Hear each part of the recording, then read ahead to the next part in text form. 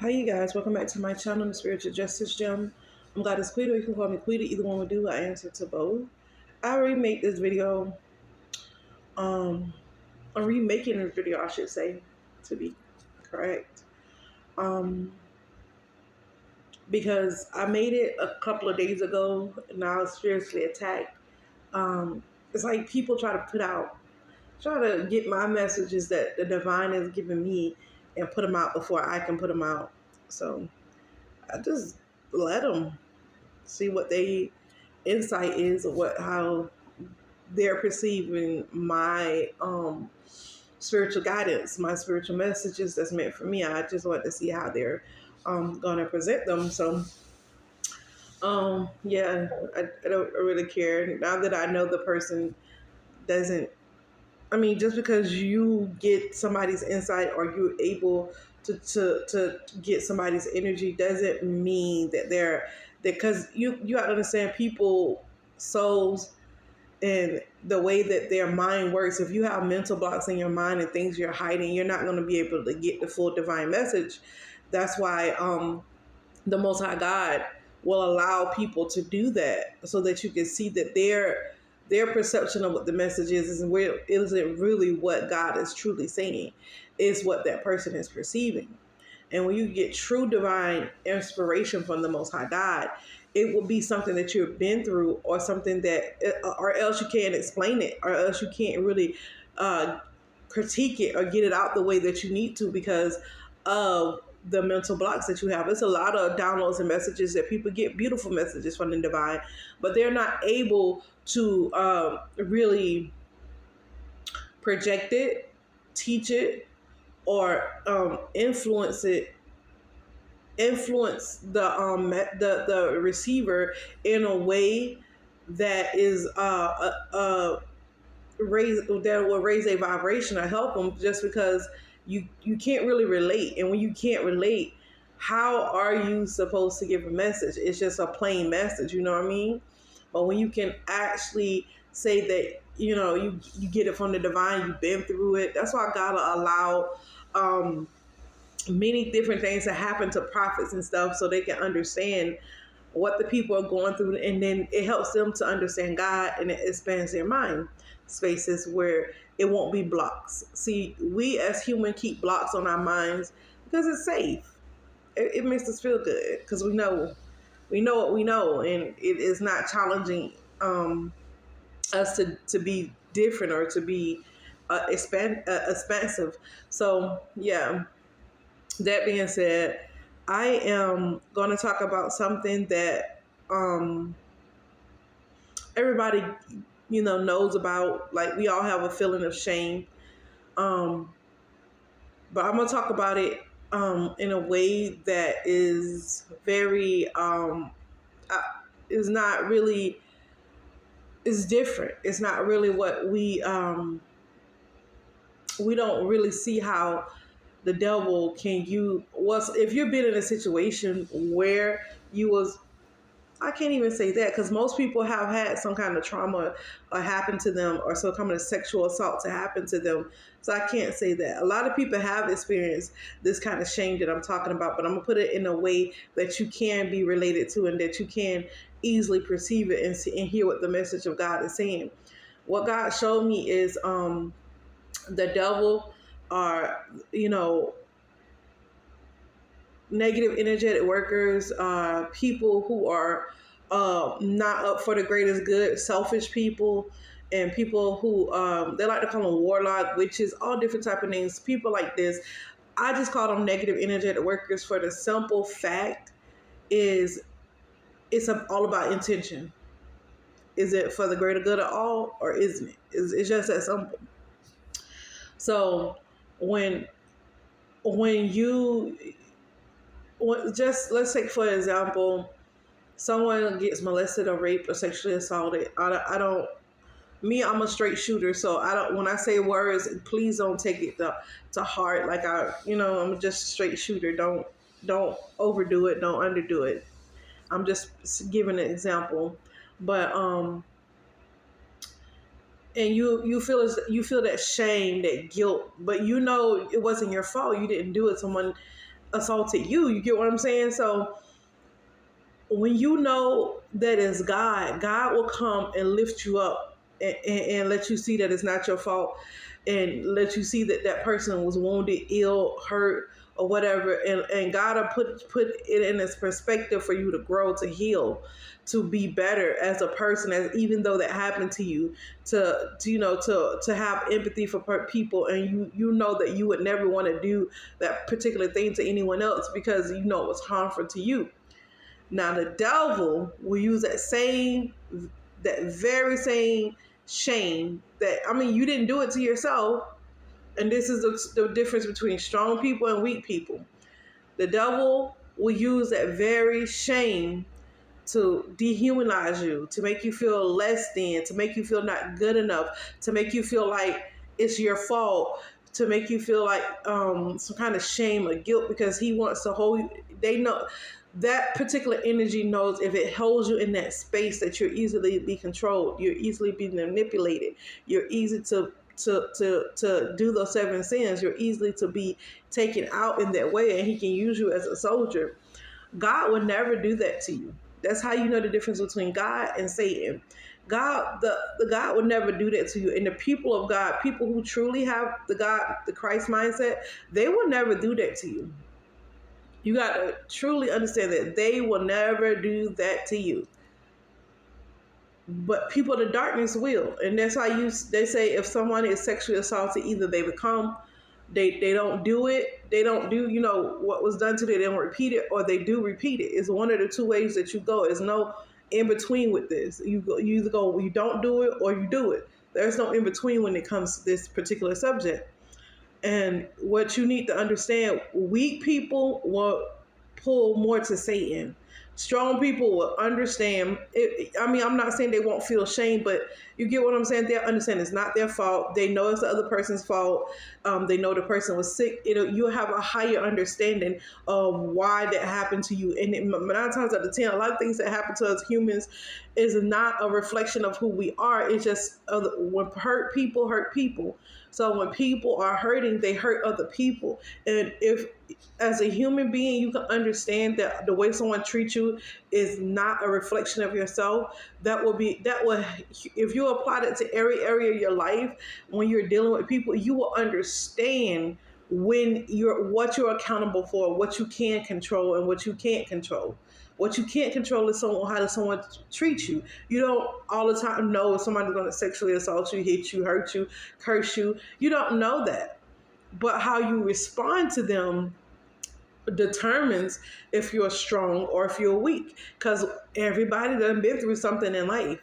And so when this shame is so-called given to you, it's how you hold on to that shame, how you, well, not hold on, how you deal with, let me put it in that, not hold on to it, but how you deal with that shame.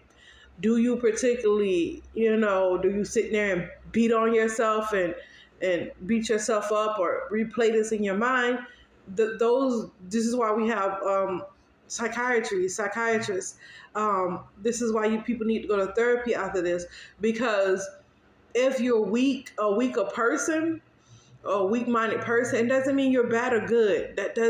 When I talk about weak-minded people and strong people, when God talk about tearing, separating the wheat from the tare, he's talking about weak and strong people, weak-minded people and strong-minded people, and the separation is not to cause conflict or harm. Is to see the position in which you hold. Are you weak-minded? Are you strong-minded? And if you are weak-minded, in what area that you are weak in? And that's why people, when you go to job interviews, they ask you, what's your strong suit? Well, what's your weaknesses? Because it's simply to make oneself aware. So if I talk about this in the context of, Christians, and because this is how we learn.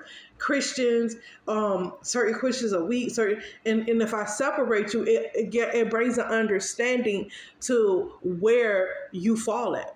And this is on it's not just spiritual. That's why I say people take the Bible as a religion. It's not just a religious thing. If you're truly a child of God or a spiritualist, you understand that God is in everything, in all religions. Most of the time when they're talking about Jesus, they just give Jesus a different name in different religions. And that's okay. It's because that's how we learn, that's how we grow. And in different religions, that some have stronger beliefs and some don't. Some have tradition and some don't. But it's just the way humans are. That's how we operate.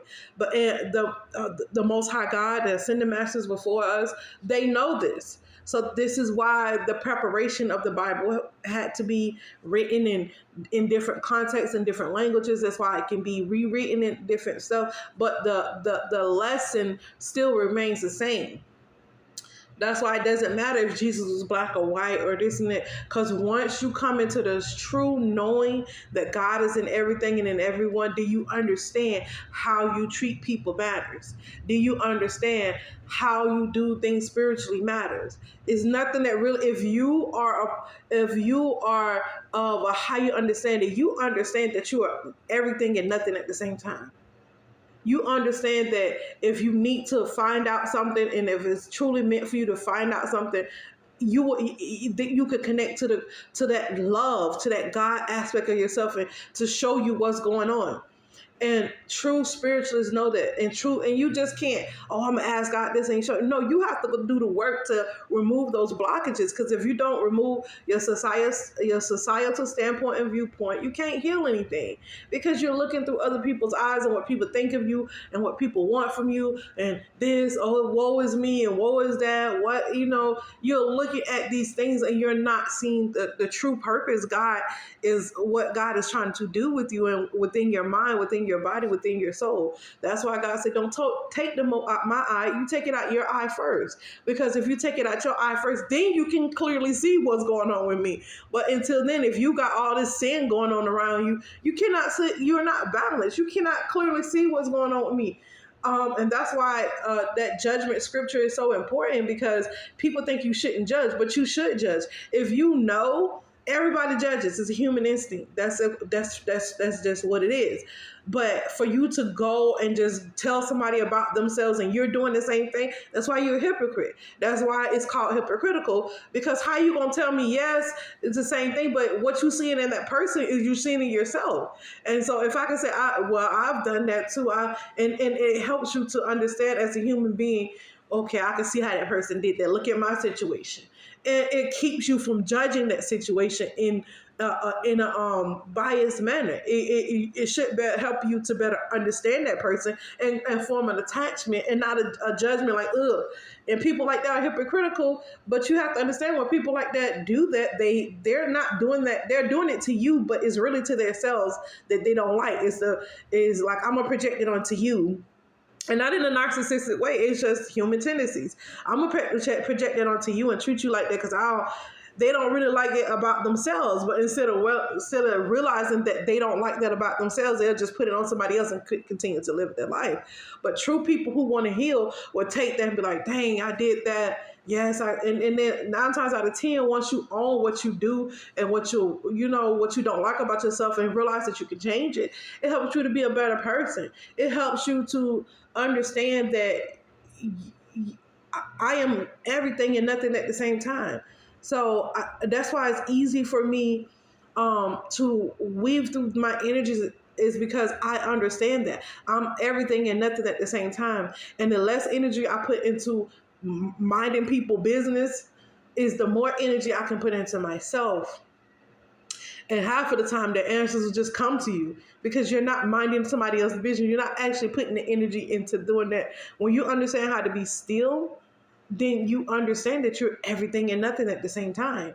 When you learn how to be quiet, not saying that you can't talk, but it's a season to be quiet, then you understand you're everything and nothing at the same time. So if my brother is hurt, I am hurt. If my sister is hurt, I am hurt. That means if I come by somebody and they have the Christ mindset and God tell me from my heart to do something for that person, and they cry and tell, of course I'm going to pray. Of course I'm going to want to do something to help fix it all that I can. I'm going to do that. I'm not gonna sit around and look at my brother cry and not do nothing. I'm gonna console them. I'm gonna help them. I'm gonna want to know how can I help? And that's the reason why God separate the wheat from the tare, the strong from the weak, so that we strong people can be that gatekeeper, that how can I put it, that just be that gatekeeper, my brother's keeper. That's the only way I can put it. Like you it's not for you to judge that person. It's to sit there with that person until that person can be back whole again. And that's why I say, if you're going through pain, I used to write my poetry a lot. If you're going through, I will sit with you through your pain, but what I will not do is stay there with you while you're in pain. And that's a difference. I will sit there with you when I know that I've done enough. Then I will walk away, because I cannot do it for you. You have to want to do it for yourself. And if my presence doesn't change your life, then my God, may God bring somebody that can change it. And then if that person can change it, you see what I'm saying? Then the lesson gets bigger and bigger and bigger and bigger, bigger and bigger. So the quicker you learn to accept your patterns, your weaknesses, and as soon as you learn to forgive yourself and to forgive others and stop placing blame and start taking accountability, then that's when you're in control. When you place blame, you give your power to someone else. That's why I make people accountable. I don't place blame. Blame is just like, you did it, that's that. And no, what part did I play in this? How can this have been different if I had reacted different? Is there anything else that I could have done in this situation for this situation to be better than what it is now? And if not, then I knew I did my part. I walk away. All the rest is unnecessary to say, oh, it's your fault. It's unnecessary to do that. I just walk away, because I'm not gonna waste my energy saying what you know what you did, you know what you didn't do. And if not, then you need to learn that lesson. And I'm not there to teach you the lesson. God will put you in circumstances to teach you the lesson. And a lot of people are being placed in circumstances that teaches them lessons. And they don't truly, I don't think people truly, a lot of people get it. A lot of people do get it, but it's on such a basic level. And I think God is expanding us to be better and do it on a higher level. And this is where the higher knowledge and concepts come in. And this is what I'm here to teach. I'm talking to star flowers. I'm not talking to star seeds anymore. I'm talking to the people who are bloomed, who are blossomed, who will continue to blossom, to die and then regrow themselves again. Die and regrow themselves again. I'm talking to those.